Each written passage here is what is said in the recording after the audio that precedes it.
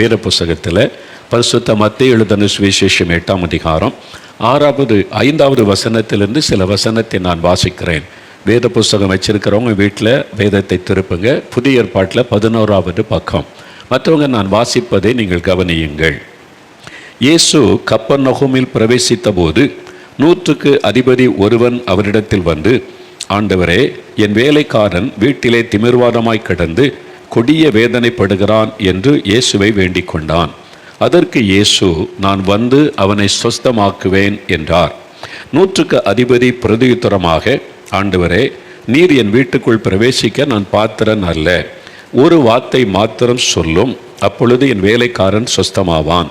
நான் அதிகாரத்திற்கு கீழ்ப்பட்டவனாயிருந்தும் எனக்கு கீழ்ப்பட்டிருக்கிற சேவகரும் உண்டு. நான் ஒருவனை போ என்றால் போகிறான், மற்றொருவனை வா என்றால் வருகிறான். என் வேலைக்காரனை இதை செய் என்றால் செய்கிறான் என்றான். இயேசு இதை கேட்டு ஆச்சரியப்பட்டு தமக்கு பின் செல்லுகிறவர்களை நோக்கி, இஸ்ரவேலருக்குள்ளும் நான் இப்படிப்பட்ட விசுவாசத்தை காணவில்லை என்று மெய்யாகவே உங்களுக்கு சொல்கிறேன். அநேகர் கிழக்கிலும் மேற்கிலும் இருந்து வந்து பரலோக ராஜ்யத்தில் ஆபிரகாம், ஈசாக்கு, யாக்கோபு என்பவர்களுடைய பந்தி இருப்பார்கள். ராஜ்யத்தின் புத்திரரோ புறம்பான இருளிலே தள்ளப்படுவார்கள். அங்கே அழுகையும் பற்கடிப்பும் உண்டாயிருக்கும் என்று உங்களுக்கு சொல்லுகிறேன் என்றார். பின்பு இயேசு 100க்கு அதிபதியை நோக்கி, நீ போகலாம், நீ விசுவாசித்தபடியே உனக்கு ஆக கடவது என்றார். அந்த நாளிகையிலேயே அவன் வேலைக்காரன் சொஸ்தமானான், சுகமானான். இங்கே கப்பர்நகூம் என்கிற பட்டணத்திற்கு இயேசு வருகிறார். இயேசுவின் நாட்களில் அங்கே தங்கியிருந்ததான் அதிகமாக அவர் ஊழியம் செய்தார். கலிலேய கடற்கரை ஓரத்தில் இந்த பெரிய பட்டணம் இருந்தது.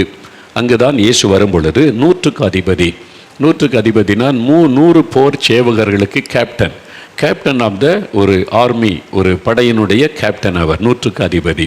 அவருக்கு கீழே 100 போர் வீரர்கள் இருப்பாங்க. இவர் ஒரு ரோமன்.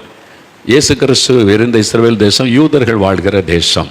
இந்த ரோமர்கள் அந்த நாட்களில் உலகத்தின் பல பகுதிகளை அவங்க கைப்பற்றி அவங்க ஆட்சி செய்து வந்தார்கள்.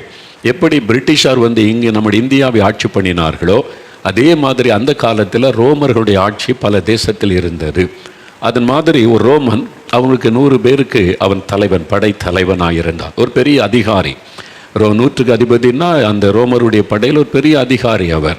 அந்த மாதிரி ஒரு அதிகாரத்தில் இருக்கக்கூடியவர். அவர் வந்து ஒரு பிரச்சனையோடு இயேசுவண்டை வருகிறான். இந்த ரோமன் அவன் வந்து யூதன் கிடையாது. இந்த ரோமர்கள் சீசர், ரோமாபுரியில் இருக்கிற சீசரை தான் கடவுள் லார்டு என்று சொல்லுவாங்க. அவருக்கு தான் அவங்க பணிவாங்க, வேறு யாருக்கு முன்னாலேயும் பணிய மாட்டாங்க. ஆனால் இந்த 100க்கு அதிபதி இயேசுவனிடத்தில் வந்து ஒரு காரியம், ஆண்டவரே, என் வேலைக்காரன் வீட்டிலே திமிர்வாதத்தினால் பாதிக்கப்பட்டு கொடிய வேதனைப்படுகிறான். வேதனையோடு ஒரு வேலைக்காரன், அவனுக்கு பிரியமான வேலைக்காரர், ஒருவேளை சமையெல்லாம் செய்து அவனை கவனிக்கக்கூடிய ஒரு வீட்டு வேலைக்காரனாக இருந்திருக்க வேண்டும். அவன் கொடிய வேதனைப்படுகிறான், அதனால் அவன் சுகமாகணும் ஒரு வேண்டுதலோடு வருகிறான், விண்ணப்பம். அப்பொழுது இயேசு சொல்கிறார், நான் வந்து அவனை குணமாக்குகிறேன் என்று. ஆண்டவர் இயேசு கிறிஸ்து, நீ ரோமன், நான் இப்படி உன்னை சுகமாக்குறது? நான் யூதர்களுக்கு தான் ஆண்டவர், உனக்கு கிடையாது என்று சொல்லவில்லை. இயேசு எல்லாருக்கும் ஆண்டவர், எல்லாருக்கும் பொதுவானவர். யார் வேண்டுமானாலும் அவரை நெருங்கலாம், யார் வேண்டுமானாலும் அவரை கூப்பிடலாம். நீ என்ன ஜாதி, என்ன மொழி, என்ன மதம், இதெல்லாம் இயேசு கேட்க மாட்டார். அவர் அதுக்கெல்லாம் அப்பாற்பட்டவர். உரிமையோடு நீங்கள் கேட்கலாம், இயேசுவேன்னு கூப்பிடலாம். ஆண்டவரே, இயேசுவே உதவி செய்யன்னு கேட்கலாம். ஆண்டவர் பாரு உடனே சொல்கிறார், நான் வரேன், உதவி செய்கிறேன் அப்படின்னு சொல்கிறார். அவன் சொல்லுகிறான், இல்லை, இங்கேருந்து ஒரு வார்த்தை சொன்னாலே போதும், வீட்டில் இருக்கிற வேலைக்காரன் சுகமாயிருவான். சொன்ன உடனே அவருக்கு ரொம்ப ஆச்சரியம், இவ்வளோ பெரிய விசுவாசமானு சொல்லி, சரி நீ போகலாம், நீ விசுவாசித்தபடி உனக்காக கடவுது என்றார். உடனே சுகமாகிவிட்டான். இந்த 100க்கு அதிபதி இயேசுவண்டத்தில் எந்த விண்ணப்பத்தோடு வந்தானோ அதே காரியத்தில் இயேசு அற்புதம் செய்து விட்டார். இன்றைக்கு ஒரு விண்ணப்பத்தோடு நீங்கள் காத்திருக்கிறீங்க, என் குழந்தைக்கு சுகம் வேணும், என் மகளுக்கு திருமணம் நடக்கணும், எனக்கு ஒரு குழந்தை பாக்கியம் வேணும், என்னுடைய கணவருக்கு சுகம் வேணும், என்னுடைய மகன் இந்த குடிப்பழக்க இந்த விடுதலை ஆகணும், இந்த கடன் பிரச்சனை விடுதலை வேணும், ஏதோ ஒரு விண்ணப்பத்தோடு நீங்கள் காத்திருக்கிறீங்கல்ல, உங்கள் ஜபத்துக்கு இயேசு இன்றைக்கு பதில் தருவார். அதை கேட்டு இன்றைக்கு அற்புதம் செய்வதை நீங்கள் பார்ப்பீங்க. கட்டாயம் ஒரு அற்புதம் நடக்கும். அவன் ஒரு துக்கத்தோடு இயேசுவண்டை வந்தான், அவன் திரும்பி போகும் ஒரு மகிழ்ச்சியோடு போனான். நீங்கள் துக்கத்தோடு இந்த நிகழ்ச்சியை பார்க்குறீங்க, இது முடியும் போது உங்களுடைய துக்கம் சந்தோஷமாய் மாறி இருக்கும். உங்கள் வீட்டில் ஒரு அற்புதம் நடந்திருக்கும். எது உங்களை துக்கப்படுத்திட்டோ அந்த காரியம் மாறி இருப்பதை நீங்கள் பார்ப்பீங்க. அப்போ இந்த 100க்கு அதிபதி துக்கத்தோடு வந்தான். ஒரு விண்ணப்பத்தோடு வந்தான். இயேசு பதில் கொடுத்து அற்புதம் செய்து மகிழ பண்ணினார். சரி, இந்த மனிதனுக்கு ஆண்டவர் ஜெபத்துக்கு பதில் கொடுத்து அற்புதம் செய்ய என்ன காரணம்? ஆண்டவரிடத்தில் ஒரு மனிதன் வரும்பொழுது அவருடைய கண்கள் அந்த மனிதனை ஊடுருவி பார்க்கும். சும்மா வருகிற எல்லாருக்கும் அவர் அற்புதம் செய்வது உண்மை. ஆனால் அவரை தேடி வருகிற மக்களுடைய மனநிலைமை ஆண்டவர் பார்க்கிறார். இன்றைக்கும் பாருங்களேன், பல ஆயிரம் பேர் கூடி வர்றாங்க. சிலருக்கு அற்புதம் நடக்குது, சிலருக்கு நடப்பதில்லை. ஏன்? அப்படி கேள்வி என் மனசில் கூட வந்திருக்கிறது. சிலர் நல்ல அற்புதம் பெற்று சாட்சி சொல்லி போகிறாங்க, சிலருக்கு உடனே அற்புதம் நடக்க மாட்டேங்குது. ஏன்? நிறைய பேருக்கு அற்புதம் நடக்குது, எனக்கு மட்டும் ஏன் நடக்க மாட்டேங்குது? உங்களுடைய உள்ளத்தில் இந்த கேள்வியோடு இன்றைக்கு அமர்ந்திருக்கலாம். இவ்வளோ பேர் சாட்சி சொல்கிறாங்க, இவ்வளோ பேருக்கு அற்புதம் நடந்திருக்கு, நானும் தான் ஜெபிக்கிறேன், ஏன் எனக்கு அற்புதம் நடக்க மாட்டேங்குது? எனக்கு அன்பானவர்களே, இந்த 100க்கு அதிகமுடைய ஜெபத்துக்கு ஆண்டவர் அற்புதம் செய்ய காரணம் என்ன? அப்போ நமக்கு அற்புதம் செய்யணும்னா நம்மகிட்ட ஆண்டவர் எதிர்பார்க்கிற காரியம் என்ன? ஒரு 3 காரியத்தை இயேசு அவனிலே பார்க்கிறார். இந்த வசனத்தை நல்லா தியானித்து அவங்களுக்கு விளங்கும். முதலாவது காரியம், 6வது வசனம் சொல்லுது, ஆண்டவரே, என் வேலைக்காரன் வீட்டிலே திமிர்வாதமாய் கிடந்து கொடிய வேதனைப்படுகிறான். அவன் யாருக்காக இயேசுவிடத்தில் வருகிறான்? வீட்டிலிருந்து ஒரு வேலைக்காரனுக்காக. நீங்கள் யோசித்து பாருங்கள், ஒரு எஸ்பி, ஒரு பெரிய ரேங்க் காவல்துறை அதிகாரி மாதிரி ஒரு பெரிய அதிகாரி வீட்டில் சமையல்காரர் வியாதிப்பட்டான்னா எஸ்பி வருவார் ஆஸ்பத்திரிக்கு. எத்தனையோ போலீஸ்காரங்க கூப்பிட்டு இவன் ஆஸ்பத்திரி கொண்டு போங்கப்பா, கவனிங்க, நான் வேணா ஃபோன் பண்ணி சொல்கிறேன், நான் சொன்னேன்னு சொல்லுங்கள், கவனித்து கொண்டு வாங்கன்னு சொல்லியிருப்பாங்கல்ல. அவர் நேரடியாக போவாங்களா? இந்த 100க்கு அதிபதி பெரிய அதிகாரி வீட்டில் வேலை செய்கிற வேலைக்காரனுக்காக அவரே நேரடியாக இயேசு வேண்டி வந்து நிற்கிறார். காரணம் என்ன? அன்பு. அந்த மனிதனுக்குள்ளே இயேசு அன்பை கண்டார். எப்படிப்பட்ட அன்பு? தன்னுடைய குழந்தை வியாதிப்பட்டால் எப்படி வருவானோ, தன்னுடைய மனைவி, தன் உறவினர் ஒருவர், குடும்பத்தார் ஒருவர் வியாதிப்பட்டால் என்ன மாதிரி ஒரு ஆத்திரத்தோடு நம்ம வந்து வருவோமோ, அதே மாதிரி இந்த 100க்கு அதிபதியும் இயேசுவண்டை வரும்போது தன் வேலைக்காரனுக்காக, தன் மகனுக்காக, மகளுக்காக, மனைவிக்காக, உறவினருக்காக அல்ல, வீட்டில் வேலை செய்கிற அவனுக்கு கீழே 100 வீரர்கள் இருக்கிறாங்க. அவங்கள சொன்னால் இயேசுகிட்ட கூட்டிகிட்டு போங்கப்பா, இயேசு அற்புதம் செய்கிறாராமே, கேள்விப்பட்டேன், நான் சொன்னேன், இவனை கூட்டிகிட்டு போய் சுகமாய் கூட்டிகிட்டு வாங்கன்னு அனுப்பியிருக்க முடியும். அவர் எத்தனையோ வைத்தியர்களுக்கு அழைச்சி அவர் வைத்தியம் செய்து பார்த்துருப்பார். எல்லாம் தோல்வி, எல்லாம் ஏமாற்றம். இயேசு பற்றி கேள்விப்படுகிறார், சொல்லியிருக்கிறார், இயேசுன்னு ஒருத்தர் இருக்கிறார், இவ்வளோ அற்புதம் செய்கிறார். சொன்ன உடனே நானே வர்றேன், என் வேலைக்கு நான் நேசிக்கிறேன். வேலைக்காரனை கூட தன் குடும்பத்தாரை போல நேசித்த அன்பை இயேசு அவனிலே கண்டார்.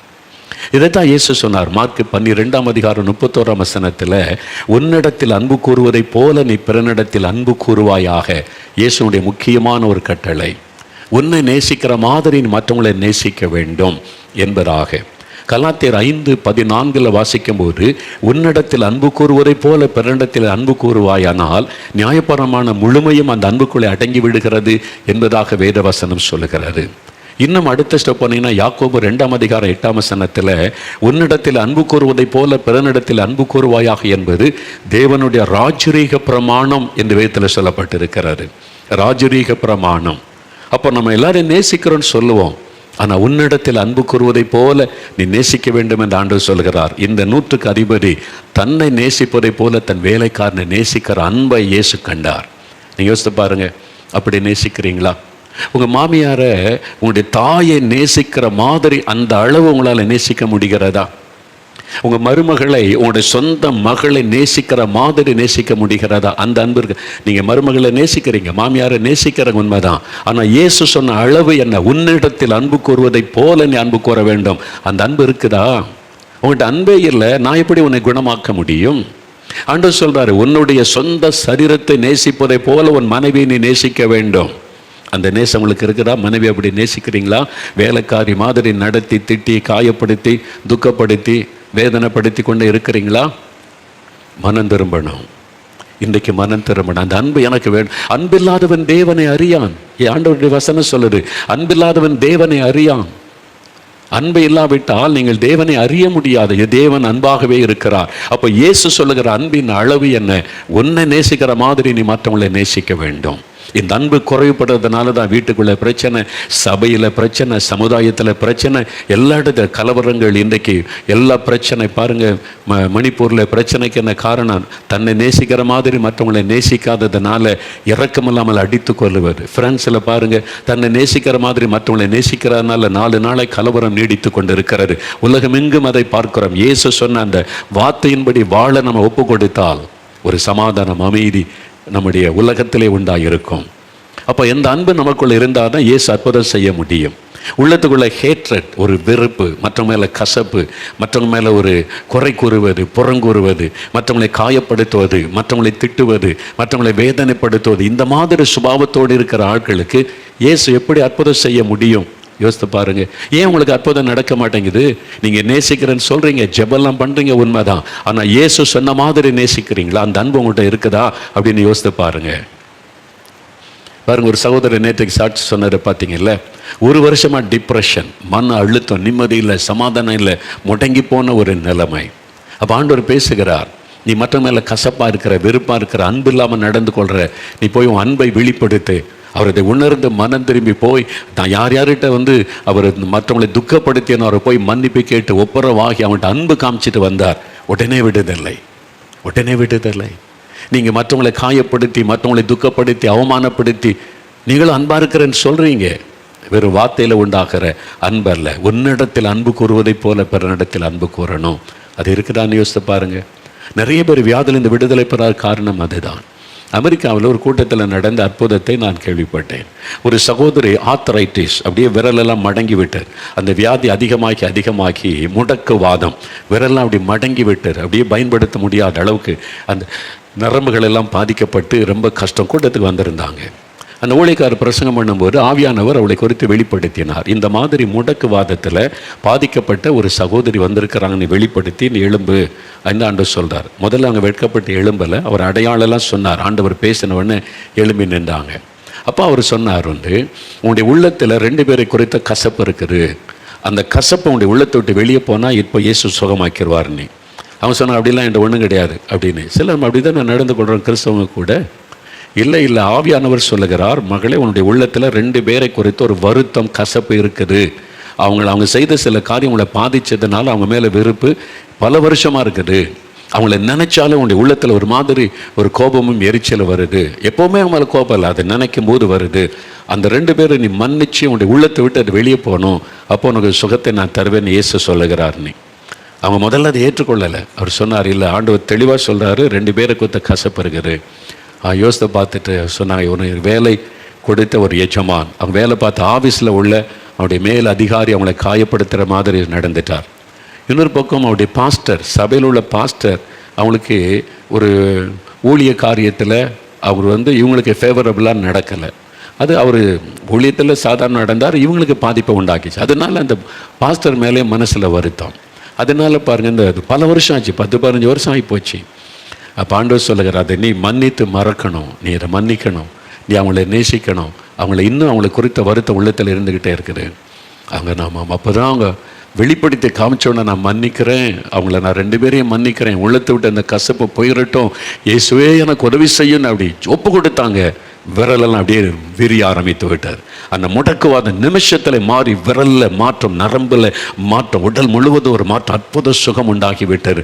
பெரிய ஆச்சரியம் பாருங்கள். அவருக்காக யாருமே ஜெபம் பண்ணலை. அந்த ஊழியக்காரர் கை வைத்து ஜெபம்லாம் பண்ணலை. நீ கசப்பை மாறட்டும்னு சொல்லுங்கள். ஒப்பு கொடுத்த உடனே விடுதலை. அன்பில்லாத இருதயத்தோடு நீங்கள் இயேசுவே எனக்கு அற்புதம் செய்யுங்கன்னா, அவர் சொல்லுவார், உன்கிட்ட அன்பே இல்லையே, நான் இப்படி உனக்கு அற்புதம் செய்வது. யோசித்து பாருங்கள், வீட்டில் உள்ளவங்களை எப்படி நேசிக்கிறீங்க, உங்கள் ஆஃபீஸில் உள்ளவங்களை எப்படி நேசிக்கிறீங்க. சிலர் உங்களை வருத்தப்படுத்துகிறபடி பேசுவாங்க, செயல்படுவாங்க, நடப்பாங்க, உங்களை டீஸ் பண்ணுவாங்க, உங்களை ஹர்ட் பண்ணுவாங்க. அவங்கள மன்னித்து அவங்கள நேசிக்கிற ஒரு அன்பு உங்களுடைய உள்ளத்தில் வந்துட்டால் உடனே உங்களுக்கு அற்புதம் நடக்கும். ஆண்டவர் உங்களோட பேசுகிறார். மனைவி மேலே கசப்பாக இருக்கீங்க, புருஷனை குறித்த வெறுப்பு வச்சுருக்கிறீங்க, எப்படி ஆண்டவர் ஜெபத்தை கேட்க முடியும்? பெற்றோர் மேலே கசப்பு வச்சுக்கிட்டே ஜெபம்லாம் பண்ணுறீங்க. மேல் அதிகாரி அப்படி பண்ணுறாரு, இப்படி பண்ணுறாரு, பாஸ்டர் மேலே வருத்தம், என்னை பற்றி இப்படி பேசுகிறாரு, அப்படி பேசுகிறாரு அப்படின்னு வருத்த வச்சுக்கிட்டே அதே ஆராதனைக்கு தான் போகிறீங்க. அன்பு இல்லை, உண்மையான நேசம் அங்கே இல்லை, மன்னிப்பு இல்லை. இன்றைக்கு ஒப்பு கொடுங்க, அந்த அன்பை எனக்கு தாருன்னு கேளுங்க. இந்த 100க்கு அதிபதிக்குள்ளே தன்னை போல மற்றவர்களை நேசிக்கிற அன்பு இருந்ததுனால அவருடைய ஜெபத்திற்கு ஆண்டவர் உடனே கேட்டு அற்புதம் செய்தார். 2வது பாருங்க, இந்த மனிதருக்குள்ளே காணப்பட்ட இன்னொரு காரியம் 8வது வசனத்தில் இயேசு சொல்கிறார், நான் அவனை குணமாக்கும், வீட்டுக்கு வரேன்றார். அவர் சொல்கிறார், ஆண்டவரே, என் வீட்டுக்குள் நீர் பிரவேசிக்க நான் பாத்திரன் அல்ல ஆண்டவரே. I am not worthy Lord, I am not worthy. நீ பரிசுத்தமுள்ள தேவன், என் வீட்டுக்குள்ளே நீங்கள் கால் வைக்க நான் தகுதி உள்ளவன் அல்ல. தாழ்த்துகிறார். தாழ்மையை இயேசு கண்டார். பாருங்க, அவர் வந்த உடனே 100க்கு அதிபதி இயேசுவிடத்தில் வருகிறார். எங்க தெருவில் தான் அந்த நடந்திருக்கணும். பார்த்த உடனே ஆண்டவரே என்று சொல்லுகிறார், லார்ட் என்று இயேசுவை சொல்லுகிறார். எல்லாரும் இவரை தான் 100 போர் வீரர்கள் இவரை தான் லார்டுன்னு சொல்லுவாங்க, எல்லாம் பயப்படுவாங்க. இவர் இயேசுக்கு முன்னால் ஆண்டவரே எனக்கு தன்னை தாழ்த்தின்னு இருக்கிறார். நான் பார்த்துற நல்ல தாழ்மை. பொதுவாக இந்த ரோம அதிகாரிகள் யாருக்கு முன்னாலே தாழ்ந்து போக மாட்டாங்க. ஏன்னா அவங்க தானே எல்லாத்தையும் அடிமைப்படுத்தி ஆளுகை பண்ணுறாங்க. அதனால் எப்போவுமே ஒரு கெத்தாக தான் இருப்பாங்க. எல்லாரும் எங்களுக்கு அடிமைன்ற மாதிரி தான் இருப்பாங்க. இவங்க லார்ட் ஆண்டவரேன்னு சொல்லக்கூடிய ஒரே ஒருவர் ரோமாபுரியில் இருக்கிற சீசரை தான் அவங்க லார்டுன்னு சொல்ல, வேறு யாரையும் கடவுள்னு சொல்ல மாட்டாங்க. அது மாதிரி தான் அவங்க அந்த ரோமர்கள் இருந்தாங்க. ஆனால் இவர் இயேசு பற்றி கேள்விப்பட்டு அவர் செய்த அற்புதங்கள் அதிசயங்கள் அவருடைய காரியத்தெல்லாம் கேள்விப்பட்டதுனால இவர் சாதாரண மனிதனாக இருக்க முடியாது, இவர் கடவுள் மனிதனாய் வந்திருக்கிறார், இவர் ஆண்டவர் மனிதனாய் வந்திருக்கிறான்னு சொல்லி அதை பாருங்க சொல்றார், ஆண்டவரேன்னு சொல்றார். இதை குறித்து ஒரு ஊழியக்காரர் தன் புஸ்தகத்தில் எழுதி இருக்கிறதை நான் வாசித்தேன். புறாவுக்கு முன்பாக கழுகு தலை குனிந்த முழங்கால் படியிட்டு நிற்கிறது.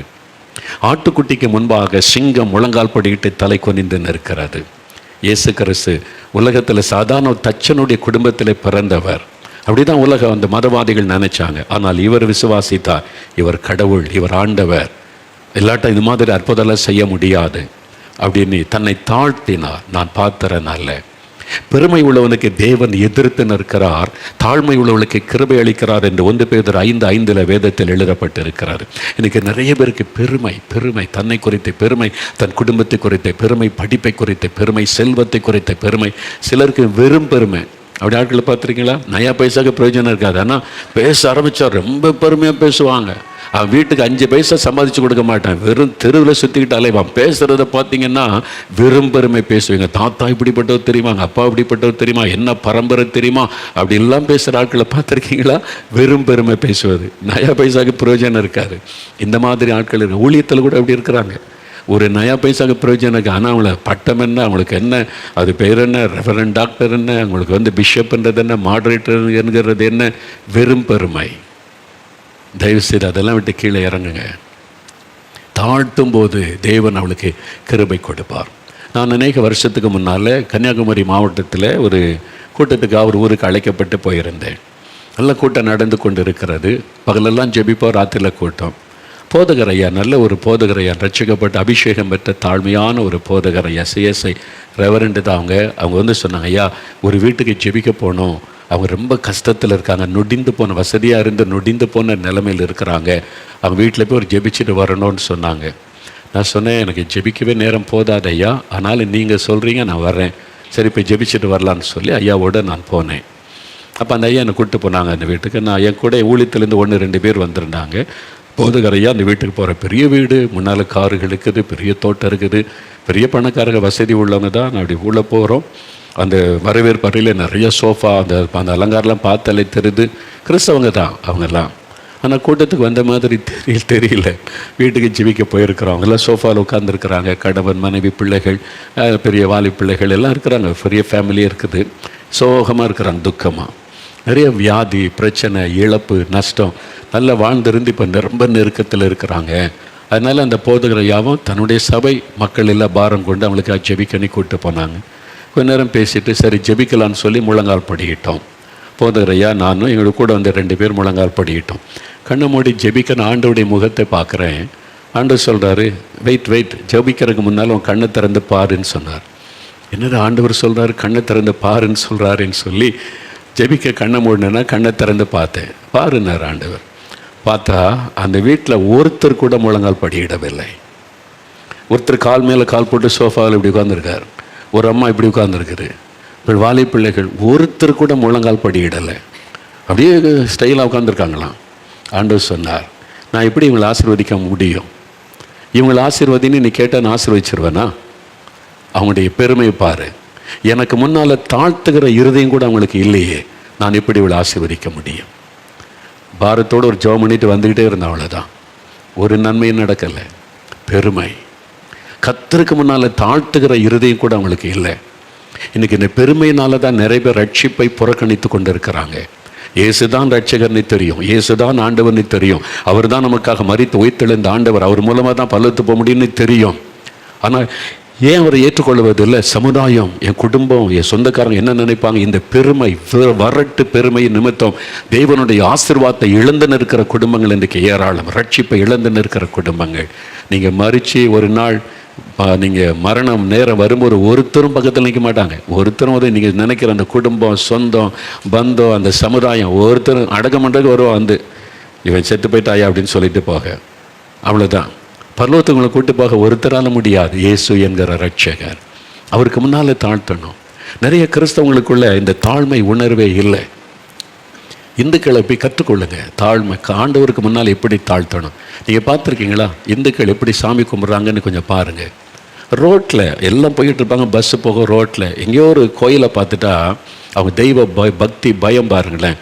செருப்பை கழட்டிட்டு அங்கே நின்று அவங்க கும்பிடுவாங்க. எதனால்?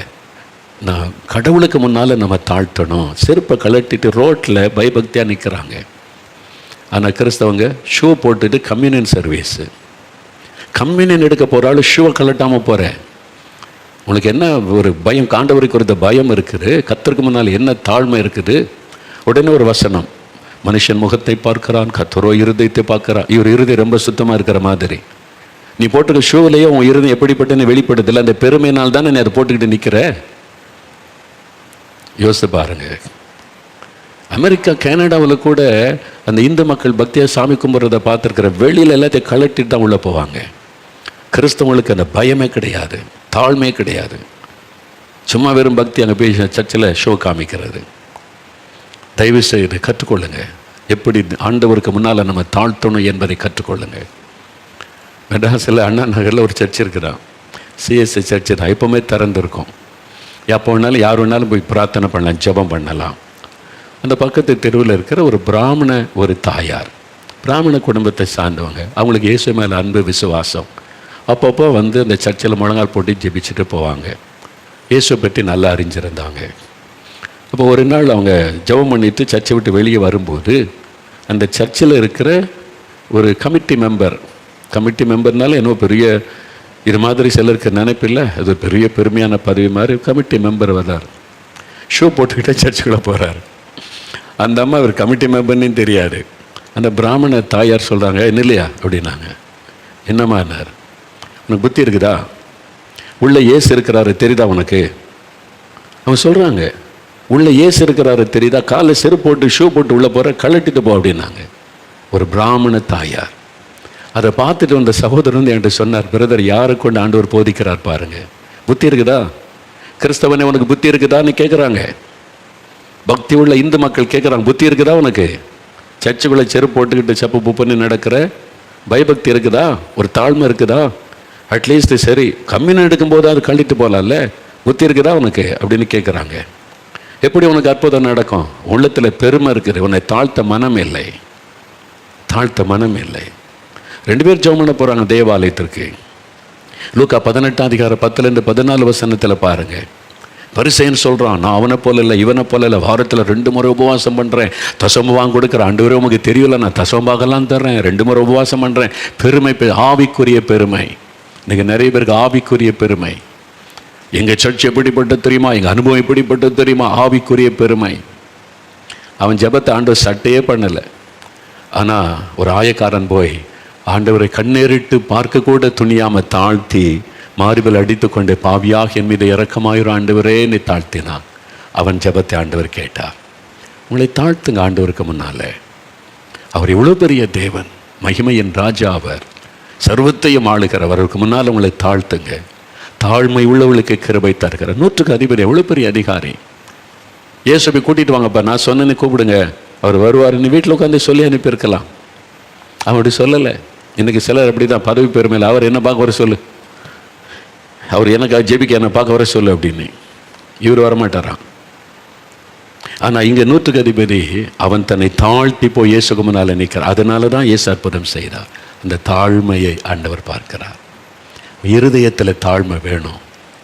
ஆண்டவரே, என்ற என்ன தகுதி இருக்குது?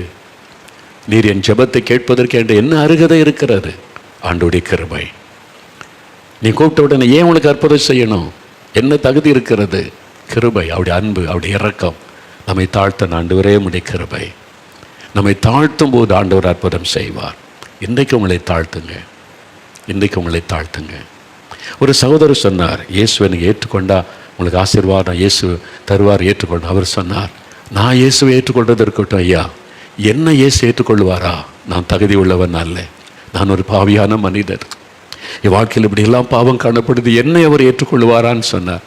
இந்த தாழ்மையை ஆண்டவர் எதிர்பார்க்கிறார்.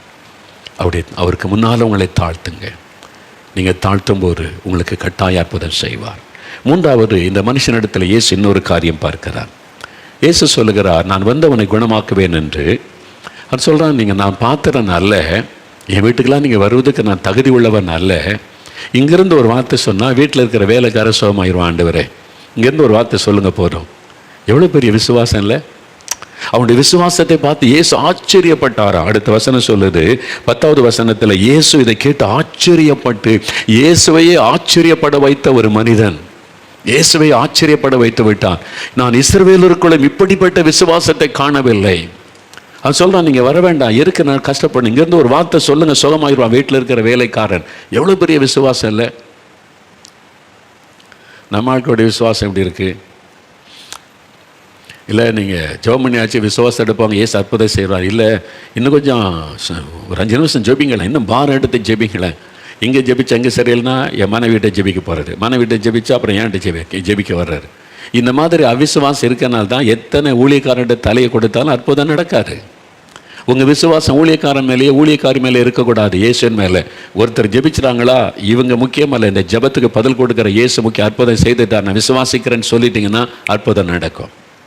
இந்த விசுவாசம் இல்லாமல் அவர்கிட்ட ஜெபிச்சு அவர்கிட்ட எத்தனை பேர்கிட்ட ஜெபிச்சாலும் அற்புதமே நடக்காது. ஏன்னா உங்களுடைய அவிசுவாசம். அப்போ இவன் சொல்லுகிறா, நீங்கள் இங்கே யவீர் வந்து ஜபாலை தலைவர் சொல்கிறான், என் மகள் வியாதி படுக்கையில் இருக்கிறாள், சாக கிடக்கிறா, நீங்கள் வந்து கை வைங்க, அவள் பிழைத்து கொள்ளும். அவனுடைய விசுவாசம். நீங்கள் வீட்டுக்கு வந்து கை வச்சிருங்க, ஆண்டவரை பிழைத்து கொள்ளுவாள். ஆனால் இவன் விசுவாசம் என்ன? இங்கேருந்து ஒரு வார்த்தை சொல்லுங்கள், வீட்டில் அற்புதம் நடத்துகிறோம். அதனால தான் இயேசு சொல்லுகிறார், இஸ்ரவேலருக்குள்ளும் இப்படிப்பட்ட விசுவாசத்தை பார்க்கவில்லை. இயேசுவை ஆச்சரியப்பட வைத்து விட்டான் அவனுடைய விசுவாசம். ஏனென்றால் இஸ்ரவேல் மக்களுக்கு ஆபிரகாமின் தேவனை தெரியும், ஈசாக்கின் தேவனை தெரியும், எலியாவின் தேவனை தெரியும். அவர் செய்த அற்புதங்கள் அடையாளங்கள் எல்லாம் இஸ்ரவேல் மக்களுக்கு தெரியும். பழைய ஏற்பாடு அவன் கையில் இருக்கிறது.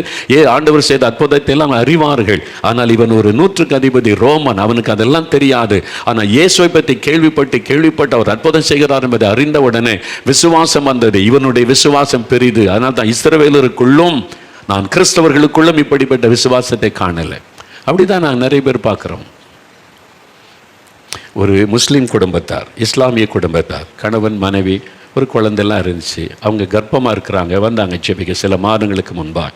என்னம்மா என்ன விஷயம் ஐயான்னு கேட்டால், கர்ப்பத்தில் இருக்கிற குழந்தை வந்து வளர்ச்சி இல்லை, அந்த குழந்தை வந்து அழிச்சிடணும், நீங்கள் அந்த குழந்தைக்கு வளர விட்டுறக்கூடாது, குழந்தை இந்த உயிரோடு பிறக்கிறது கஷ்டம், அப்படியே பிறந்தாலும் உறுப்பெல்லாம் பாதிக்கப்பட்டிருக்கோம், நாங்கள் ஸ்கேன் ரிப்போர்ட்டில் பார்த்துட்டோம், இது நீங்கள் அழிச்சிருங்க அப்படின்னு சொல்லிட்டாங்க. என்ன பண்ணுன்னு தெரில.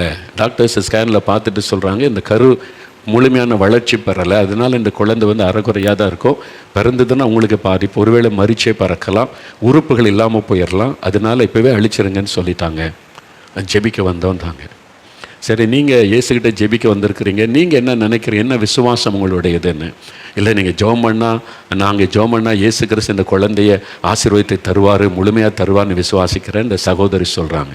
கணவர் வந்திருந்தார். அவர் சொல்லுகிறார், நீங்கள் இவ்வளோ விசுவாசிக்கிறீங்க, இயேசு உங்களை வெட்கப்பட விட மாட்டேன், நான் ஜெபிக்கிறேன்னு சொல்லி ஆண்டவரே அவனுடைய விசுவாசத்தை கனப்படுத்தும், கர்ப்பத்தில் இருக்கிற குழந்தை பூரண வளர்ச்சி பெற்று குறையில்லாமல் பிறக்கணும், ஜெபம் பண்ணி அனுப்பிட்டேன். மறுபடியும் 2 மாதம் கழித்து வந்தாங்க. அவன் சொன்னாங்க, மறுபடியும் டாக்டர்கிட்ட போன மாதம் செக்கிங் வர சொல்கிறாங்க, ஸ்கேன் பார்த்துட்டு இன்னும் குழந்தையில் பூரண வளர்ச்சியெல்லாம் இல்லை, இந்த குழந்தை அறகுறையாக தான் பிறக்கும், அதுக்கு கை இருக்காது, கால் இருக்காது, கண் இருக்காது, அல்லது மரிச்சு பிறக்கும், அந்த குழந்தை முழுமையான ஒரு குழந்தைய பிறக்காது, ஸ்கேனில் நாங்கள் பார்க்குற மாதிரி ஸ்கேன் ரிப்போர்ட் கரெக்டாக தானே சொல்லும். அவங்க டாக்டர்ஸ் குறை சொல்ல மாட்டாங்க, அவங்க என்ன ஒருத்தர் பயமுறுத்துவாங்களா, இருக்கிறத அப்படியே சொல்லுவாங்க. அதான் உண்மை. டாக்டர்ஸ் யாரும் பயமுறுத்திலாம் செய்ய மாட்டாங்க, அவங்க இருக்கிறது சொல்கிறாங்க. சரி, டாக்டர்ஸ் இருக்கிற நிலைமை சொல்கிறாங்க, நீங்கள் இப்போ என்ன விசுவாசிக்கிறீங்க? இல்லை நம்ம ஜோபிச்சா இயேசு கிறிஸ்து என் குழந்தையை பூரணமாக தருவார்னு விசுவாசிக்கிறேன், உங்கள் விசுவாசத்தின்படி நான் ஜெபம் பண்ணுறேன்னு சொல்லி நான் ஜெபம் பண்ணேன். 2-3 முறை ஜெபிச்சுட்டு போனாங்க. அப்புறம் கடந்த மாதம் கடைசி 10வது மாதம் குழந்தை பிறக்க போகிற மாதமும் வந்தாங்க. வந்துட்டு அதே மாதிரி அவங்க விசுவாசத்தோடு இருந்தாங்க. நான் ஜெபம் பண்ணி அனுப்பினேன். நேற்றைக்கு ஜெபம் முடிஞ்ச பிறகு நேற்றைக்கு வந்திருந்தாங்க, கணவன் மனைவி வந்திருந்தாங்க, அழகான ஒரு குழந்தையோடு வந்திருந்தாங்க. ஐயோ, அவ்வளோ ஸ்வீட்டாக தேவதூதன் மாதிரி ஒரு பெண் குழந்தை, ஒரு குறை இல்லை. டாக்டர்ஸால் நம்ப முடியல. ஸ்கேன் ரிப்போர்ட் இப்படி சொல்லுது, 2வது மாதம் 3வது மாதம் 4வது மாதம் 5ஆம் மாதம் எல்லாமே சொல்லுது. பிறந்த போது குழந்தை டிஃப்ரெண்ட்டாக இருக்குது. எப்படி அழகான குழந்தை, ஒரு உருவம் பாதிக்கப்படலை. சந்தோஷமாக வந்து சொன்னாங்க. நேற்றுக்கு தான் அவங்க கையில் கொடுக்கணும், குழந்தைய கொண்டு வந்தோன்னு என் கையில் கொடுத்தாங்க. ஒரு சின்ன குட்டி தேவதூதனை கையில் ஏந்துற மாதிரி அவ்வளோ அழகான குழந்தை. நான் சொன்னேன் அவங்கள பார்த்து, உங்கள் விசுவாசம், நீங்கள் விசுவாசித்தீங்க, இயேசு கிறிஸ்துட்ட வந்து ஜெபம் பண்ணால் என் குழந்தை பூரணமாக்கி தருவார்னு விசுவாசித்தீங்கல்ல. அவங்களுடைய விசுவாசம் இஸ்லாமிய குடும்பத்தார் தான். அவங்களுடைய விசுவாசம் பார்த்தீங்களா, எனக்கு ரொம்ப ஆச்சு. உங்கள் விசுவாசம் சகோதரி, அந்த கணவர் உங்கள் விசுவாசம், நீ குடும்பமாக இயேசு கிறிஸ்து என் குழந்தையை பூரணமாக்கி தருவார் நீ விசுவாசித்தீங்க. ஸ்கேன் ரிப்போர்ட் சொல்லுது, மருத்துவ ரிப்போர்ட் இப்படிலாம் சொன்னாலும் இயேசுவால் முடியும்னு. விசுவாசத்தை கனப்படுத்துகிற ஒரு தேவன் உங்களுக்கு செய்வார். விசுவாசிங்க. ஆண்டவருடைய விசுவாசத்தை பார்த்து ஆச்சரியப்படுகிறார். அது அற்புதத்துக்கு காரணம். நீங்கள் விசுவாசித்தால் இயேசு உங்களுக்கு அற்புதம் செய்வதை நீங்கள் பார்க்க முடியும். சில ஒரு இடத்துல ஆண்டவர் வந்து அவிசுவாசத்துக்கு வந்து ஆச்சரியப்பட்டாராம். எங்கே தெரியுமா? நாசரேத்தில் இந்த யூதர்கள். மார்க் 6ஆம் அதிகாரம் 5-6 வசனம் வாசித்தீங்கன்னா, இயேசு தன் வளர்ந்த ஊராகிய நாசரேத்துக்கு வந்தார். ஜபால் எங்கள் பைபிள் இருக்குது, பழைய ஏற்பாடில் அதை வாசிப்பாங்க. ஆபிரகாம் தேவன், எலியாவின் தேவன் எல்லாம் அவங்களுக்கு தெரியும். ஆனால் அவங்களுக்கு அவிசுவாசம். அவங்களுடைய அவிசுவாசத்தை நிமித்தம் இயேசு அங்கே அற்புதம் செய்யக்கூடாமல், he was unable to do miracle. வசனம் சொல்ல, அவரால் அற்புதம் செய்ய முடியவில்லை என்று சொல்லப்படுகிறார். அவிசுவாசம் இருந்தால் இயேசுவால் அற்புதம் செய்ய முடியாது. விசுவாசித்தான் அற்புதம் நடக்கும். நீங்கள் விசுவாசிக்கணும். எபிரேயர் 11:6 வாசிக்கிறோம், விசுவாசம் இல்லாமல் தேவனுக்கு பிரியமாயிருப்பது கூடாத காரியம். அவர் உண்டென்றும் தம்மை தேடுகிறவர்களுக்கு பலன் அளிக்கிறவர் என்று விசுவாசிக்க வேண்டும். அப்போ தான் அற்புதம் நடக்கும். மத்தேயு 9ஆம் அதிகாரம் 28-29 வசனத்தை பைபிளை வாசித்தீங்கன்னா பாருங்கள், 2 கண் தெரியாத குருடர்கள் இயேசுவண்டே வராங்க. அந்த வசனம், இயேசு அவ்விடமிட்டு போகையில் 2 குருடர் இயேசுவின் பின்னே சென்று, தாவீதின் குமாரனே எங்களுக்கு இறங்கும் என்று கூப்பிட்டார்கள். இயேசு வீட்டிற்கு வந்த பின்பு அந்த குருடர் இயேசுவினிடத்தில் வந்தார்கள். இயேசு அவர்களை நோக்கி, இதை செய்ய எனக்கு வல்லமை உண்டென்று விசுவாசிக்கிறீர்களா என்று கேட்டார். அதற்கு அவர்கள், ஆம் விசுவாசிக்கிறோம் ஆண்டவரே என்றார்கள். அப்பொழுது அவருடைய கண்களை அவர் தொட்டு, உங்கள் விசுவாசத்தின்படி உங்களுக்காக கடவுது என்றார். உடனே அவர்கள் பார்வையடைந்தார்கள். இந்த அற்புதம் எப்படி நடந்தது? விசுவாசத்தினால. ஆண்டவர் கேட்குறார், உங்களுக்கு நீங்கள் விசுவாசிக்கிறீங்களா? நான் உங்களுக்கு கண் பார்வை தர முடியும், அற்புதம் செய்ய முடியும்னு விசுவாசிக்கிறீங்களா? அந்த விசுவாசத்தின்படி தான் இயேசு அற்புதம் செய்ய முடியும். நீங்கள் விசுவாசித்தால் இயேசு என்னை நேசிக்கிறார், எனக்கு அற்புதம் செய்வார், என்னுடைய நிந்தையை மாற்றுவார், இந்த வியாதியை நீக்குவார், குழந்தையை தருவார், தடைகளை மாற்றுவார், கடன் பிரச்சனை மாற்றி தருவார், எங்கள் துக்கம் மாறும், இயேசுவால் எங்களுக்கு அற்புதம் செய்ய முடியும்னு விசுவாசித்தால் இன்றைக்கு ஒரு அற்புதம் நடப்பதை நீங்கள் காண்பீங்க. உங்களுடைய விசுவாசத்தை தான் அவர் எதிர்பார்க்கிறார். அப்போ நீங்கள் இன்றைக்கு விசுவாசித்தீங்கன்னா அற்புதம் நடக்கும். இந்த 100க்கு அதிபதி விசுவாசித்தான். அவங்க பாருங்கள், அவிசுவாசம் கொண்டதுனால அற்புதம் செய்ய முடியவில்லை. அப்போ அவங்களுடைய விசுவாசம் பலன் அடைத்த இந்த சாட்சிகளையெல்லாம் ஆண்டவர் நிறுத்துகிறார். இவங்களுக்கெல்லாம் அற்புதம் செய்கிற ஆண்டவர் உங்களுக்கு செய்வார் என்று. ஒரு சகோதரி பாருங்கள், திருநெல்வேலிக்கு அந்த பக்கம் ஒரு கிராமம். ஒரு சகோதரி பாதிக்கப்பட்டு கால் நடக்க முடியாமல் கால்கள் செயலற்று போய்விட்டார். அதனால் படுக்கையில் இருந்தாங்க, எளிமையாக நடக்க முடியாது. அப்போ அவங்களுக்கு ஒரு விருப்பம், இந்த திறப்பின் வாசல் ஜெப 4 மாவடியில் நடக்குது, எவ்வளோ பேருக்கு இயேசு அற்புதம் செய்கிறாருன்னு சாட்சி சொல்கிறாங்க, கேட்குறேன், அங்கே கூட்டு போனால் எனக்கும் இயேசு ஒரு அற்புதம் செய்வார், அங்கே ஜெபிக்கிறாங்களே எனக்கும் இயேசு அற்புதம் செய்வார்னு. குடும்பத்தார் பார்த்தாங்க, சரி உன் ஆசையின்படி நாங்கள் கூட்டிகிட்டு போகிறோன்னு சொல்லி ஒரு கார் ஒழுங்கு பண்ணி அவங்க வந்து காருக்குள்ளே தூக்கி கொண்டு தான் வைக்க முடியும், அவங்களால நடக்க முடியாது, தூக்கி கொண்டு பின் சீட்டில் படுக்க வச்சு திறப்பின் வாசல் ஜெபத்துக்கு 4 மாடிக்கு வந்துட்டாங்க. இங்கே கொண்டு வந்து தூக்கி கொண்டு வந்து படுக்க வச்சுருந்தாங்க. படுத்து கொண்டே தான் கூட்டத்தில் பங்கு பெற்றாங்க. அவங்க வீட்டில் இருந்து புறப்படும் போது ஒரு ஜெபம் பண்ணாங்களா, ஆண்டவரே நான் நடக்க முடியாமல் கால்கள் செயலற்று நான் வந்து ஜெபத்துக்கு போகிறேன், நான் உங்களை விசுவாசிக்கிறேன், எவ்வளோ பேருக்கு அற்புதம் செய்கிறீங்க, எனக்கும் நீங்கள் செய்வீங்க, நான் திரும்ப அந்த வீட்டுக்குள்ளே வரும்போது நடந்து தான் வரணும், இப்போ என்னை தூக்கி கொண்டு தான் காருக்குள்ளே வைக்கிறாங்க, நான் திரும்ப ஜெபம் முடிஞ்சு வீட்டுக்கு வரும்போது நான் நடந்து தான் அந்த வீட்டுக்குள்ளே வரணும், நான் விசுவாசிக்கிறேன் அப்படின்னு ஒரு விசுவாசத்தை சொல்லிவிட்டு ஜெபத்துக்கு வந்திருக்கிறாங்க. இங்கே படுக்கையில் தான் இருந்து கொண்டு செய்தியெல்லாம் கேட்டாங்க, ஜெபத்தெல்லாம் பங்கு பெற்றாங்க. ஜெப நேரத்தில் நிறைய பேருக்கு அற்புதம் நடந்தது, சாட்சியெல்லாம் சொன்னாங்க. இவங்களுக்கு ஒன்றுமே நடக்கலை. முடிஞ்ச பிறகு எல்லாருக்கும் ஜெபிக்கும் போது நான் அவங்களுக்கு கை வைத்து ஜெபம் பண்ணேன், ஒன்றுமே நடக்கலை. அப்புறம் முடிஞ்ச பிறகு அவங்கள தூக்கி கொண்டு காரில் அதே மாதிரி பின் சீட்டில் வச்சு காரில் ஊருக்கு கொண்டு போகிறாங்க. அப்போ அங்கே கிராமத்தில் இப்போ வீட்டுக்கு முன்னால் கார் நின்றது. இப்போ அவங்க வீட்டுக்குள்ளே தூக்கிட்டு போகிறக்க கார் கதவை திறந்தா அவங்க எழும்பி நடந்து வீட்டுக்குள்ளே போகிறாங்க. எல்லாம் ஆச்சரியமாக குடும்பத்தாரெலாம் பார்க்குறாங்க. நடக்க முடியாமல் தானே தூக்கி காருக்குள்ளே வச்சோம், என்ன நடந்தது? வருகிற வழியிலேயே அற்புதம் நடந்தது. எப்படி? அவங்களுடைய அக்கார்டிங் டு ஹர் ஃபெய்த், அவங்களுடைய விசுவாசம். அவங்க என்ன ஜெபம் பண்ணிட்டு வந்தாங்க? நான் திரும்ப வரும்போது இந்த வீட்டுக்குள்ளே நடந்து வரணும் ஆண்டவரே. அந்த விசுவாச வார்த்தையை, அந்த ஜெபத்தை ஆண்டவர் கவனித்தார். அதனால் இங்கே ஜெபம் நடக்கிற இடத்துல மாற்றம் உண்டாகலை. ஊழியக்காரன் கை வைத்து நான் ஜெபிக்கும் போது மாற்றம் உண்டாகலை.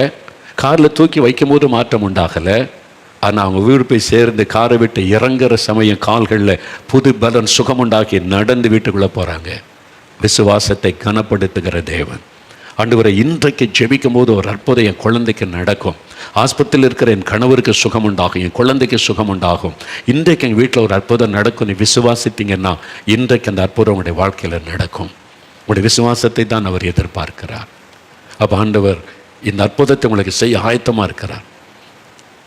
அதை பெற்றுக்கொள்ள அவரை விசுவாசிக்கணும். என்ன விசுவாசம்? இயேசு எனக்காக சிலுவையில் மரித்தார். என் பாவங்கள், சாபங்கள், வியாதிகள் எல்லாத்தையும் சிலுவையில் சுமந்து விட்டார். அவருடைய தழும்புகளால் நான் குணமாகிறேன். அவர் என்னை சுகமாக்குகிற ஆண்டவர் இயேசு என்று சொல்லி, இயேசுவின் பெயரை சொல்லி, நாமத்தை சொல்லி கூப்பிட்டு அற்புதம் நடப்பதை நீங்கள் காண்பீங்க. இப்போ நாம் ஜெபிக்க போகிறோம், ஜெபம் பண்ண போகிறோம். ஒவ்வொரு காரியம் ஆண்டவர் சொல்லுகிறபடி ஒவ்வொரு காரியத்துக்காக ஜெபிக்க போகிறோம். முதலாவது பாவத்திலிருந்து விடுதலை பெற ஜெபம். ரெண்டாவது வியாதியிலிருந்து சுகம் பெற ஜெபம். மூன்றாவது பிசாசின் கட்டிலிருந்து விடுதலை பெற ஜெபம். நான்காவது ஆசீர்வாத ஜெபம். குழந்தை செல்வம், வேலை, இந்த மாதிரி பண தேவைகள் சந்திக்கப்பட ஒவ்வொரு காரியத்துக்கு ஜெபிக்க போகிறோம். இன்றைக்கு உங்களை துக்கப்படுத்தி கொண்டிருக்கிற காரியம் என்ன? இயேசு அற்புதம் செய்ய போகிறார். முடிந்தவங்க முழங்கால் படியிட்டு கொள்ளுங்க. முடியாதவர்கள் அப்படி பழக்கம் இல்லையான்னு சொன்னால் உட்கார்ந்து கொள்ளுங்க, தவறு கிடையாது. முடிந்தவர்கள் உங்கள் வீடுகளில் முழங்கால் படியிட்டு இயேசுக்கு முன்பாக உங்களை தாழ்த்துவதற்கு அடையாளம். முழங்கால் படியிடுவது ஆண்டவருக்கு முன்பாக நம்மை தாழ்த்துவதற்கு அடையாளம். அவருக்கு முன்னால் அதுக்காக கஷ்டப்பட்டு நிற்க வேண்டாம். முடியாத உட்கார்ந்து கொண்டாலும் இயேசு உங்களுடைய இருதயத்தை பார்க்கிற தேவன். முடிஞ்சவங்க முழங்கால் படியிடுங்க. மற்றும் உட்கார்ந்து கண்களை மூடி இயேசுவை நினைத்து நம்ம ஜெபிக்கணும். நான் ஒவ்வொரு காரியம் சொல்லும்போது கவனித்து நீங்கள் ஜெபிக்கணும். முதலாவது பாருங்கள், இயேசு இந்த 100க்கு அதிபதியின் ஜெபத்துக்கு பதில் கொடுத்து அற்புதம் செய்ய காரணம் என்ன? அவருக்குள்ளே காணப்பட்ட அன்பு, மற்றவங்களை தன்னை போல நேசிக்கிற அன்பு. உங்களுக்குள்ளே அது இருக்குதா? அன்பில் குறைவுபட்டு இருந்தால் முதல்ல மனம் திரும்பணும். இயேசுவே, அந்த அன்பை எனக்கு தாங்க. என்கிட்ட அந்த அன்பு இல்லை, மற்றவங்களை நேசிக்கிற அன்பு இல்லை. நான் மற்றவங்களை காயப்படுத்திடுறேன், மற்றவங்களை துக்கப்படுத்தி விடுகிறேன், நான் மற்றவங்க மேலே கசப்போடு இருக்கிறேன். என் உள்ளத்தில் இருக்கிற கசப்புகள் மாறணும். நான் யாரையும் துக்கப்படுத்தக்கூடாது. அந்த அன்பை எனக்கு தாங்க. என் மனைவியை, என் கணவரை, என் பிள்ளைகளை, என் பெற்றோரை, நான் வேலை செய்கிற இடத்துல, என் சர்ச்சில், நான் இருக்கிற இடத்துல யாரையுமே நான் துக்கப்படுத்தக்கூடாது. ஆண்டவரே, என்னால் துக்கப்பட்டவங்க, வேதனைப்பட்டவங்க இருக்கிறாங்க, என்னை மன்னியும். அன்பை எனக்கு தார். எவாத்த அன்பினால் நிறைந்திருக்கட்டும். எனக்கு அன்பான இருதயத்தை தாரும் ஆண்டவரே, என்னை மன்னிச்சிருங்கன்னு சொல்லி கேளுங்க. ரெண்டாவது தாழ்மை இருக்குதா? பெருமையோடு இருக்கிறீங்களா? என் பெருமையெல்லாம் மன்னிங்க ஆண்டவரே, என் பெருமையை மன்னிச்சிருங்க, என் பெருமையை மன்னிச்சிருங்க ஆண்டவரே, என்னை தாழ்த்துகிறேன்னு சொல்லுங்க. இனி பெருமையான வார்த்தை, பெருமையான பேச்சுகள், பெருமையான செயல்கள் அதெல்லாம் எனக்கு மன்னிச்சிருங்க ஆண்டவரே, என்னை தாழ்த்துகிறேன், எனக்கு ஒரு தகுதியும் இல்லை ஆண்டவரே, என்னை தாழ்த்துறேன்னு சொல்லுங்க, என் பெருமையை மன்னிச்சிருங்கன்னு சொல்லுங்க. அவிசுவாசம், அதை மன்னிச்சிருங்க. அவிசுவாசம் கூட ஒரு பாவம் தான். அவிசுவாசத்தை மன்னிங்க, சந்தேகத்தை மன்னிங்க. விசுவாசத்தை எனக்கு தாங்க ஆண்டவரே, என் அவிசுவாசத்தை மன்னிங்க. ஒரு 2 நிமிஷம் உங்களுக்கு டைம் தரேன். இருதயத்தில் கரம் வைத்து ஆண்டவர் எந்த குறையை உங்களுக்கு உணர்த்தினாரோ அதை அறிக்கையிட்டு ஜெபம் பண்ணுங்க. அன்பில்லாத சுபாவம், பெருமையான சுபாவம், அந்த அவிசுவாசம், அது ஆண்டவரிடத்தில் அறிக்கையிடுங்க. இந்த பாவங்களை எனக்கு மன்னிச்சிருங்க, இந்த குறைகளை எனக்கு மன்னிங்க இயேசுவே, என் பாவத்தை நான் அறிக்கையிடுகிறேன்னு சொல்லுங்க. உம்மை ஆண்டவராக, இரட்சகராக என் உள்ளத்தில் ஏற்றுக்கொள்கிறேன். அந்த 100க்கு அதிபதி ஆண்டவரே என்று சொன்னாரே, நீர் ஆண்டவர், நீர் இரட்சகர், ஆண்டவரே, ஆண்டவரே இயேசுவே சொல்லுங்க, வாய் திறந்து சொல்லுங்க. உம்மை நம்பாமல் போய்விட்டேன், உண்மையில சந்தேகப்பட்டு விட்டேன், இந்த பாவத்தை மன்னிங்க, என் பெருமைகளை மன்னிங்க ஆண்டவரே, என் மனைவி கிட்ட கூட பெருமை அடித்து பேசியிருக்கிறேன், என் கணவர்கிட்ட என் குடும்பத்தை குறித்து பெருமையாய் பேசியிருக்கிறேன், மற்றவங்களை அற்பமாய் பேசியிருக்கிறேன். அந்த பாவத்தை மன்னிங்க ஆண்டவரேன்னு சொல்லுங்க. அதுதான் தடை, அதுதான் தடை. சுகத்துக்கு அற்புதத்துக்கு தடை. அறிக்கையிடுங்க. தன் பாவத்தை மறைக்கிறவன் வாழ்வடைய மாட்டான், அறிக்கை செய்து விட்டு விடுகிறவன் இரக்கம் பெறுவான் என்று ஆண்டவர் சொல்லி இருக்கிறார். அறிக்கையிடுங்க. என்னை மன்னியும், உம்முடைய இரத்தத்தினால் என் இருதயத்தை கழுவும் ஆண்டவரே. அன்பற்ற என் சுபாவம் மாறட்டும் ஆண்டவரே. இந்த பெருமையின் சுபாவம் மாறட்டும், இந்த அவிசுவாசம் எல்லாம் போகட்டும். இயேசுவே என்னை மன்னியும். ஜெபிங்க, ஜெபிங்க, ஜெபிங்க. இயேசு கிறிஸ்துவின் ரத்தம் சகல பாவங்களை நீக்கி சுத்திகரிக்கும். இதோ அவருடைய ரத்தத்தின் வல்லமை உங்களுக்குள் இறங்குகிறாரு. அவருடைய ரத்தத்தின் வல்லமை உங்களுக்குள் இறங்கி சுத்திகரித்து கொண்டு இருக்கிறாரு. சிலர் பெருமையான காரியத்தை அறிக்கையிட்டு ஜெபிக்கிறீங்க, ஆண்டவர் அதை பார்த்து மகிழ்ச்சி அடைகிறார்.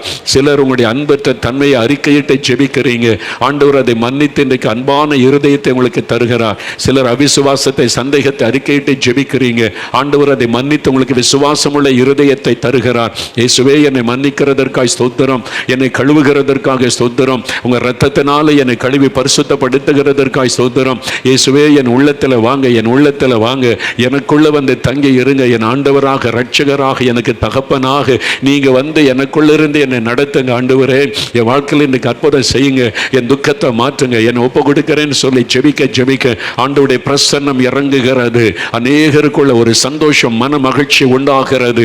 இயேசுடைய ரத்தம் உங்களுடைய இருதயத்தை கழுவி சுத்திகரிக்கிறது. உங்களுடைய உள்ள மகிழ்ச்சியினால் நிரம்புகிறதை நான் பார்க்கிறேன். இப்போ வாய் திறந்து சொல்லுங்க, இயேசுவே ஸ்தோத்திரம்னு சொல்லுங்க. என்னை மன்னித்ததற்காக ஸ்தோத்திரம், என் உள்ளத்தில் வந்து விட்டதற்காக ஸ்தோத்திரம், என் பெருமைகளை நீர் மன்னித்து விட்டீர் ஆண்டவரே, என் அன்பற்ற தன்மையை மன்னித்து விட்டீர், என் கசப்புகளை நீர் மன்னித்து விட்டீர், என் அவிசுவாசத்தை மன்னித்து விட்டீர். இயேசுவே உமக்கு ஸ்தோத்திரம், இயேசுவே உமக்கு ஸ்தோத்திரம். சொல்லுங்க, வாய் திறந்து சொல்லுங்க. சொல்ல சொல்ல தேவனுடைய பிரசன்னம் உங்களுடைய வீட்டுக்குள்ள இறங்குகிறாரு. நீங்க இருக்கிற இடத்துல அவருடைய பிரசன்னம் இறங்குகிறது. ஆஸ்பத்திரிக்குள்ள ஆண்டவருடைய வல்லமை இறங்குகிறது. உங்களுடைய உள்ள மகிழ்ச்சியினால் பொங்குகிறது. இயேசுவே ஸ்தோத்திரம், இயேசுவே ஸ்தோத்திரம், இயேசுவே இயேசுவே உமக்கு நன்றி. என் உள்ளத்தில் வந்துவிட்டீர், என்னை சுத்திகரிக்கிறீர். உமக்கு நன்றி, உமக்கு நன்றி ஆண்டவரே, உமக்கு நன்றி அப்பா.